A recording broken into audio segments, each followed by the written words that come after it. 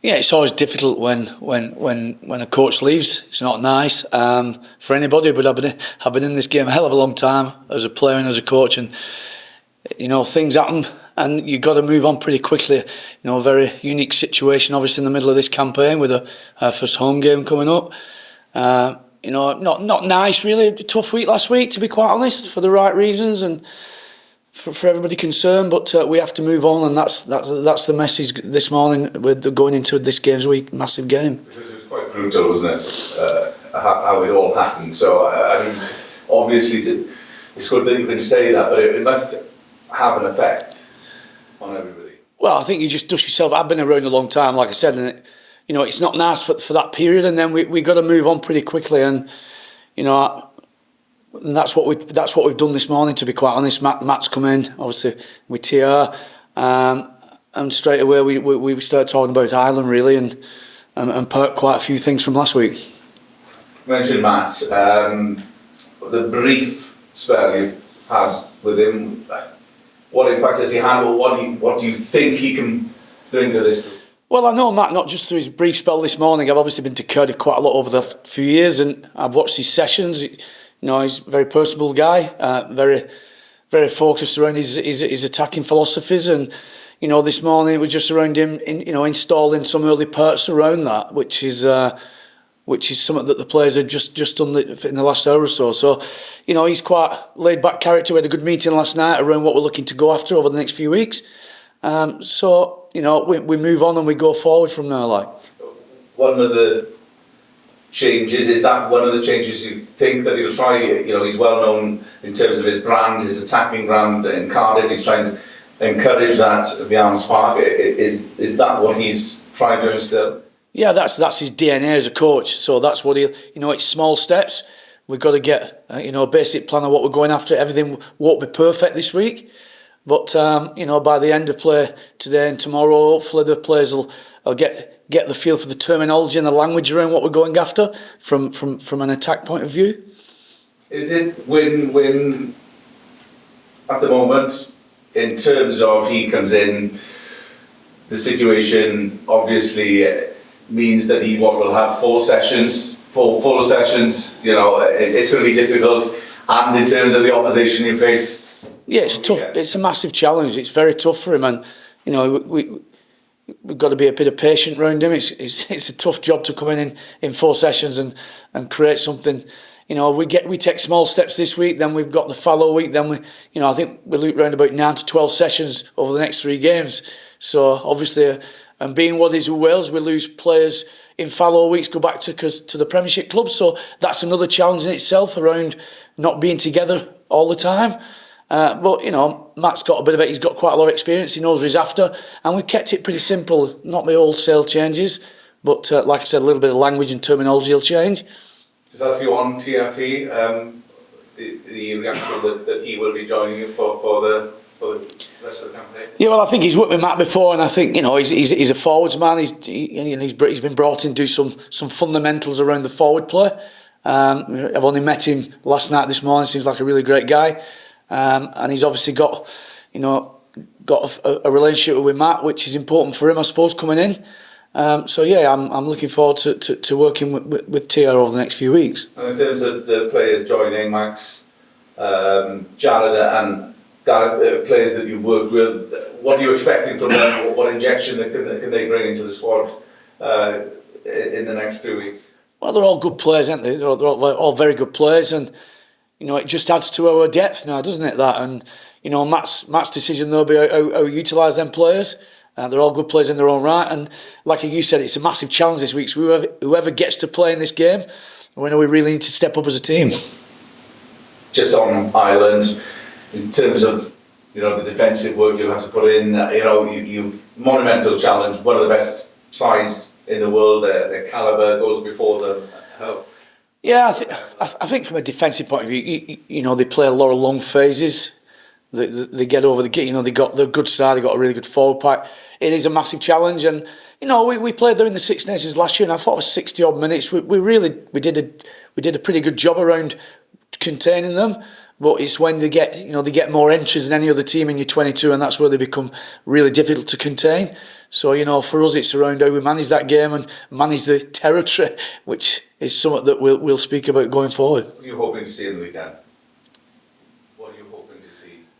I think I know what I'll see this weekend. I know that we'll have a bunch of blokes who really work hard for each other. It's our first home game. I think it's a sellout. These lads, I can never question their effort. I think it's a game that probably everybody's written us off. So, for us, it's probably a little bit of a win to really go out and stamp a game plan on the game. Mike, I know it's only been one sort of morning with Matt, but what's the mood in the camp so far? How are the players responding to the new man coming in? Yeah, well, I think he's worked with quite a lot of the players. He's been, he's coached in a few environments, Matt, and like I said, he's a great character. Not too serious, quite laid back. So I think he's very personable. The players have been very comfortable in this morning. Obviously, there's a little bit of language. Some players get things a bit quicker than other players. But yeah, I think his way of coaching won't frighten too many of our players. I think they'll get it as the day and the next few days go on. And obviously there's only a sort of limited amount of time before the game, but do you see a change in philosophy? I mean, there are obviously some new players coming into the camp now, and there'll be a slightly different approach to attack in particular. Yeah, it's hard for me to sit here and say that. I think, Matt's going to work out around that area of the game. Obviously the other side of the ball of the game. But you'd like to think there'll be some transference of his style of coaching as we get towards the game at the weekend. And I guess from the outside, no one's really giving Wales the chance in this game. What does a good result look like? Obviously, you're going to want to win, but I mean, what does positivity and progress look like at this point? Performance, just a really good performance, and see some transference. As I've just said, make it a. Like I said, the lads here don't die wanting. There'll be effort. Once the team's picked this evening, there'll be a real confidence and a real, I think. And when coaches do leave, I think there's players probably feel a little bit of a responsibility around that.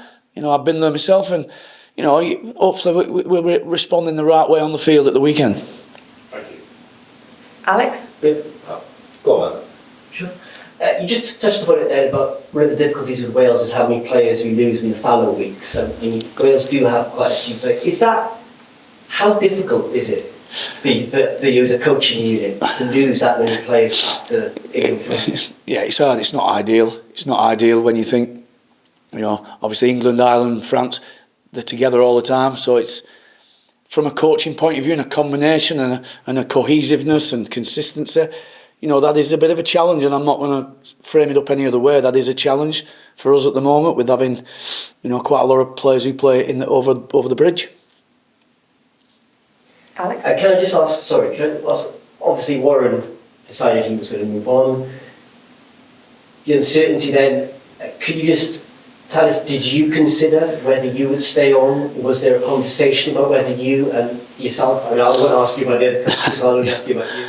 No, not at all. No, I'm here till the end of next summer, to the summer. So, I'll just carry on doing my job, and whatever will be, the powers will be. But I'm here to enjoy the next part of this campaign, and to get the best out of the lads, really, as a coach. Alex? Mike, with the new players that have come in, obviously you know them well, but is it realistic for them to come straight back in, given maybe obviously it's been cramped up, they haven't necessarily had much action? Will they be up to speed, do you think, with them to be ready to go? Well, we have a selection meeting tonight, and I suppose we've got practice this afternoon. I think that'll be an area we'll discuss actually about what we think would look best for the team, and I'm not sure, there's not many lads I don't think played over the weekend, so but at the end of the day it's a test match. If you picked, I think there's got to be a bit of emotion there to perform if you picked, and whatever we pick this week we'll think it's right for the team. In terms of obviously the experience that Gareth brings, is that going to be a real added bonus, do you think, in terms of what that know-how? Well, yeah, potentially. Gareth's come in. Obviously, Jared Evans has come in, who did play at the weekend, and you got young Dan Edwards, who's been really impressive. So, there's a few different options there for us to consider this evening, and we'll see when the team selects on Thursday which route we go down around that for the Irish game. Rob? Mike, I make it 58 tries in 13 games. We're averaging more than 4 tries conceded per game. Are you happy with your defensive strategy and structure? I'm never happy when conceding tries and figures like that. There's probably an element there of us not getting the right momentum, but that's on me, innit? I got to try and improve the team that way. I'm not going to hide away from that. I've got broad shoulders. I've been in this game a long time, and I always want us to improve and get better. It's all about getting better every time I turn up here. It's about how we get better, and we review and we preview, and we do individual clips, and we try and improve players. And like I said, there is a challenge here sometimes with cohesion and numbers, but I'll never shy away from that. That it is what it is, and we'll fight till the end again this weekend, no doubt.